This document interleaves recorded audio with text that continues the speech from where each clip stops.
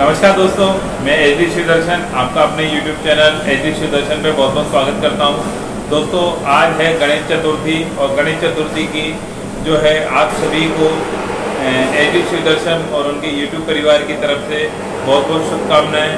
और श्री गजानन महाराज जो हैं आप सभी की मनोकामनाएं पूर्ण करें। दोस्तों, आज गणेश चतुर्थी जो है वो कृष्ण पक्ष यानी भाद्रपद में जो कृष्ण पक्ष की चतुर्थी होती है उस दिन गणेश चतुर्थी मनाई जाती है और बहुत ही कथा प्रचलित है। दोस्तों, भाद्रपद की कृष्ण चतुर्दशी को जो है गणेश जी का अवतरण दिवस माना जाता है कि इस दिन गणेश जी महाराज जो हैं वो धरती पे प्रकट हुए थे और उनका अवतरण दिवस माना जाता है। इसमें बहुत सारी कथाएं प्रचलित हैं, जैसे कि एक कथा बहुत आप सभी जानते होंगे, लेकिन फिर भी आपको बताना चाहता हूँ कि जो गणेश चतुर्थी है वो एक बार माता पार्वती जी स्नान करने जा रही थी, तो उन्होंने अपने शरीर के मैल द्वारा जो उपम लगाया हुआ था उसको इकट्ठा करके मैल से एक बालक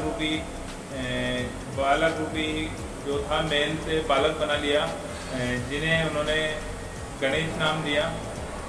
और उन्हें जब स्नान करने गई तो अपना द्वारपाल नियुक्त किया और कहा कि जब तक मैं स्नान करके वापस नहीं आ जाऊँ, जब तक कोई भी जो है वो अंदर नहीं आना चाहिए। तो उस समय जब बालक अपने यहाँ काम कर रहा था द्वारपाल का और माता पार्वती जी अंदर स्नान कर रही थी, तो उस समय भगवान भोलेनाथ जो हैं वो पार्वती जी मैया जी से मिलने आए। तो उन्होंने जैसे ही अंदर जाने का प्रयास किया तो बालक ने उन्हें रोक दिया तो वो बहुत ज़्यादा क्रोधित हुआ। उन्होंने कहा, तुम मुझे नहीं जानते हो कि मैं कौन हूँ और तुम कौन हो, अपना परिचय दो। तो उसने कहा कि मैं आपको अपना परिचय नहीं दूंगा और आप जब तक मैं द्वारपाल हूँ और जब तक मेरी माता स्नान करके अंदर से बाहर नहीं आ जाती हैं, जब तक कोई भी अंदर नहीं जा सकता है। इस बात से भगवान भोलेनाथ जो हैं शिव जी बहुत क्रोधित हुए और उन्होंने अपने गणों को जो उनके साथ में रहते थे, नंदी जी हैं और भी जितने भी गण हैं, उन्हें गणेश रूपी बालक को समझाने के लिए भेजा कि वो अपना हट छोड़ दें और जो अंदर जाने से उन्हें मना करें। तो जब गण भगवान गणेश जी को समझाने के लिए वहाँ पहुँचे तो उन गणों के मध्य और गणेश जी के साथ में बहुत भयंकर युद्ध हुआ, लेकिन कोई भी गणेश जी को पराजित नहीं कर सका। इस बात से बाबा भोलेनाथ जो हैं और ज़्यादा क्रोधित हो गए और उन्होंने अपने त्रिशूल से उस बालक का जो सर है वो धड़ से अलग कर दिया। और जैसे ही बालक का सर उसके धड़ से अलग हुआ, उसी समय पार्वती मैया अंदर से स्नान करके जैसे ही बाहर आई तो उन्होंने बोला कि ये आपने क्या किया प्रभु, ये मेरा बालक था, वो तो केवल अपने माता की आज्ञा का पालन कर रहा था, मैंने ही उसको किसी को भी अंदर आने के लिए मना किया था। तो उस समय पार्वती मैया जो है बहुत ही ज़्यादा क्रोधित हो गई। शक्ति का अवतार हैं और उन्होंने प्रलय की ठान ली कि अब इस धरती पे कुछ भी और नहीं रहेगा और मैं प्रलय मचा दूंगी। तब नारद जी की सलाह से सभी देवी देवताओं ने इकट्ठा होकर भगवती जी की स्तुति करी और उनको शांत किया। तब भगवान ब्रह्मा जी के कहने से विष्णु जी को उन्होंने उत्तर दिशा की ओर भेजा और उनसे कहा कि जो भी जीव आपको उत्तर दिशा में पहला दिखे और कोई भी बालक ऐसा हो जो अपनी माँ जो उसकी बालक की माँ है वो उससे दूसरी दिशा में मुंह करके सो रही हो और बालक उत्तर दिशा की ओर मुंह करके कैलाश पर्वत की ओर सो रहा हो, आप उस बालक का सर लेकर के आइए। और आपको ब्रह्मा जी ने ये आदेश देकर के विष्णु जी को रवाना किया। तब विष्णु जी जैसे ही उत्तर दिशा में चले तो उन्हें सबसे पहले एक गज जो गजनी है, मतलब हमारी हथनी जो होती हैं, वो एक अपने बालक को अपने साथ सुला करके दूसरी दिशा में मुंह करके सो रही थी।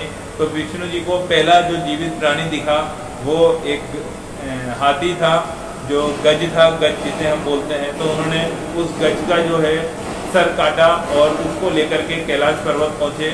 तो एक विशेष संयोग में ही रुद्रा जो थे हमारे शिव जी, उन्होंने मंत्रोच्चारण कर करे और उस गज का जो सर है उस बालक को लगा करके उसे पुनः जीवित किया और सभी देवी देवताओं ने उसे अपना आशीर्वाद दे करके, और प्रथम पूज्य का जो आशीर्वाद है ब्रह्मा जी द्वारा दिया गया कि सभी देवी देवताओं में उनकी पूजा प्रारंभ करने से पूर्व श्री गणेश जी महाराज की पूजा सबसे पहले की जाएगी।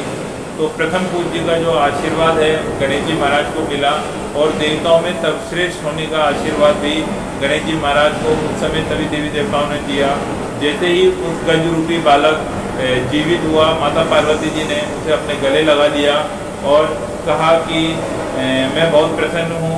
और इस तरीके से जो ये कहानी है, जो गणेश जी हैं जिनको गज रूप मिला था उस बालक के रूप में, उसी दिन से गणेश जी गज रूप में पूजे जाने लगे। और प्रथम पूज्य हम कोई भी पूजा या कोई भी हम शुभ काम करते हैं तो सबसे पहले हम गणेश जी महाराज की पूजा करते हैं। और गणेश जी महाराज की दो पत्नी थी, रिद्धि और सिद्धि। हम सभी जानते हैं कि बिना धन माया और बिना पूजा पाठ के कभी भी हम लोग सफल नहीं हो सकते हैं। तो इसीलिए सबसे पहले गणेश जी महाराज की जय हो। और जैसे उन्होंने सभी देवी देवताओं को अपना आशीर्वाद और प्रथम पूज्य होने का जो आशीर्वाद उन्हें मिला था ब्रह्मा विष्णु महेश सभी के द्वारा, तो सभी के प्रिय गणेश जी महाराज जो हैं 10 दिन तक हमारे बीच में रहते हैं। और आज गणेश चतुर्थी है और आज दिन है 19 सितंबर 2023। आज से 10 दिन तक जो है गणेश जी महाराज हम सबके बीच में रहेंगे। तो मैं आप सभी से एक प्रार्थना करता हूं कि अगर आप सभी के साथ में कोई सा भी कष्ट हो या कोई भी समस्या हो, शरीर से संबंधित, रोग से संबंधित या किसी भी मनोकामना जो पूर्ण नहीं हो रही हो, तो आप सभी जने आज ये निश्चय कर लीजिए कि गणेश जी महाराज हमारे सामने उपस्थित हैं। तो हम सभी अगर कहीं भी हम गणेश जी का सच्चे मन से नाम लेकर के और उनको याद करके अपनी मनोकामना उनके बीच में रखेंगे तो बहुत ही जल्द हमारी मनोकामना पूरी होगी और हमारे जितने भी जो रोग हैं, जो कष्ट हैं, वो सभी दूर होंगे। तो आज की जो कहानी लेकर के मैं आपके बीच में एसडी सुदर्शन आया था, क्योंकि आज है गणेश चतुर्थी। तो एक बार फिर से आप सभी को गणेश चतुर्थी की बहुत बहुत शुभकामनाएं। और मेरे परिवार की तरफ से दोस्तों, आप सभी जने इन 10 दिनों को एंजॉय कीजिएगा। और आज के दिन जब गणेश जी की हम स्थापना करते हैं, हम उन्हें अपने घर के अंदर विराजमान कराते हैं या किसी भी पांडाल में विराजमान कराते हैं, तो दोस्तों वो हमारे साथ साक्षात रहते हैं। उन्हें उनकी आरती की जाती है, तरह तरह के व्यंजनों का भोग लगाया जाता है गणेश जी को। तो ये सभी जो चीज़ें हैं, ये गणेश जी की पूजा अर्चना की जाती हैं, नए नए तरीके के व्यंजन उनको भेंट किए जाते हैं। तो दोस्तों, आप सभी एंजॉय कीजिएगा गणेश चतुर्थी को। और गणेश चतुर्थी से लेकर के अनंत चतुर्दशी तक 10 दिन तक गणेश जी की पूजा होगी। और 10वें दिन जो है गणेश जी अपने पांडाल से रवाना होंगे और उन्हें अपने नज़दीकी तालाब है, नदी है या जो भी जलाशय मिलता है उसके अंदर उनको ठंडा किया जाता है, उनका विसर्जन किया जाता है। दोस्तों, आप सभी की सारी मनोकामना पूरी हो। इसी के साथ मैं एसडी सुदर्शन आपसे मिलता हूँ किसी नए एक कहानी और एपिसोड के साथ। दोस्तों, इस समय वीडियो आ रही है काशी यात्रा की, तो आप सभी जने सहयोग कीजिएगा काशी यात्रा की वीडियो पे और देखिएगा और बताइएगा। आपका एक कमेंट और एक जो लाइक और शेयर है वो मेरे मनोबल को बढ़ाता है। तो ज़रूर मिलिएगा। हर हर महादेव, जय श्री राम।